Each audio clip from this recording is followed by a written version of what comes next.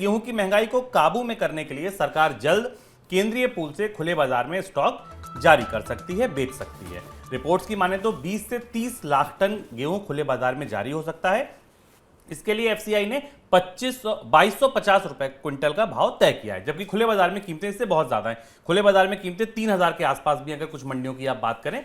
उधर गेहूं के बढ़े हुए भाव की वजह से इस साल गेहूं की खेती में जोरदार इजाफा देखने को मिला है। कोई नई बात नहीं है, जब किसी फसल के अच्छे दाम मिलते तो किसानों को उत्साह होता है। 9 दिसंबर तक देश भर में गेहूं का रकबा पिछले साल के मुकाबले 25% आगे चल रहा है। कृषि मंत्रालय के आंकड़े बताते हैं कि 9 दिसंबर तक देश भर में 255 लाख हेक्टेयर में गेहूं की खेती हो चुकी है। पिछले साल इसी दौरान 203 लाख हेक्टेयर में खेती हुई थी। सर, क्या एफसीआई के पास इतना गेहूं है कि वो खुले बाजार में बेच सके, और बेच भी दिया तो क्या कीमतें काबू आएंगी? शुभम, ये फैसला जो जिसके संकेत हमें मिल रहे हैं एफसीआई की तरफ से, इसमें दो महत्वपूर्ण संकेत छिपे हुए हैं। पहली चीज़ तो कि अभी तक पिछले 15 दिन तक, अगर आप 2 हफ्ते पहले तक देखें तो सरकार की तरफ से अलग अलग तरह से संकेत दिए जा रहे थे कि गेहूं की बढ़ती हुई कीमतों के बावजूद सरकार के पास अनाज भंडार में इतना पर्याप्त गेहूँ नहीं है कि वो बाजार में, खुले बाजार में बेच सके। और उसकी वजह थी कि जो मिलर्स हैं, जो फूड प्रोडक्ट बनाने वाले हैं, उनके लिए गेहूँ की शॉर्टेज हो रही थी, जिसके कारण उन्हें बाजार में गेहूँ की कीमतें 30 रुपये किलो तक, 3000 रुपये तक पहुंचती हुई देखी। अब यहाँ से जो संकेत मिला है, जो सरकार की तरफ से इशारा किया गया है, वो दो महत्वपूर्ण बदलावों का आने वाले समय में इशारा करता है। पहली चीज़ तो ये कि फिलहाल जो एफसीआई से जो सूचना मिल रही है उस हिसाब से उसके पास वीट का स्टॉक बफर नाम से थोड़ा ज़्यादा है, लेकिन उसके बाद भी वो पर्याप्त नहीं है। ऐसा लग रहा है कि एफसीआई ने बाजार में दखल करने का फैसला या प्रस्ताव इसलिए लिया है क्योंकि दिसंबर के बाद से गरीब कल्याण योजना बंद करने की तैयारी चल रही है। हमें याद होगा कि गुजरात चुनाव से पहले सरकार ने इसे केवल दिसंबर के अंत तक के लिए बढ़ाया था।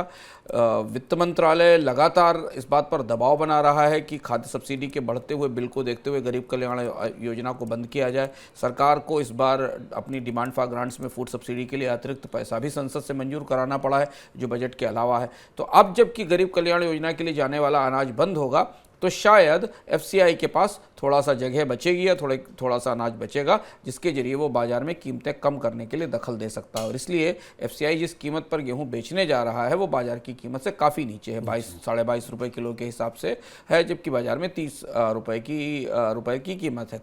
ये जब भी एफसीआई अपनी ओपन सेल करता है तो ये गेहूं ब्रेड मैन्युफैक्चरर्स को, थोक में खाद्य उत्पाद बनाने वालों को मिलता है। इस बात की संभावना बनती दिखाई दे रही है। दूसरी चीज़ ये कि गेहूं की बुवाई का आंकड़ा जो आपको शुभम ने बताया, वो और थोड़ा भरोसे की वजह बन रहा है एफसीआई के लिए कि जब तक ये प्रक्रिया शुरू होगी तब तक गेहूं की नई फसल आना शुरू हो जाएगी और अगले 2 महीने तक इस बफर स्टॉक से काम चलाया जा सकता है। और उसके बाद गेहूं की नई फसल की आमद बेहतर होने की उम्मीद है, जो पिछले साल नहीं रही, मतलब इस साल के रबी सीजन में अच्छी नहीं रही थी।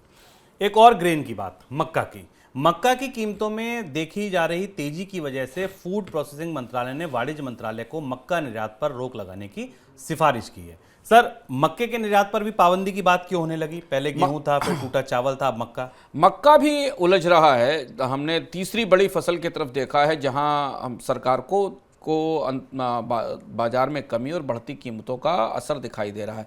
मक्के की कीमतों में हमने तेजी से बढ़ोतरी देखी है, करीब 2173 रुपये पर क्विंटल के आसपास हैं।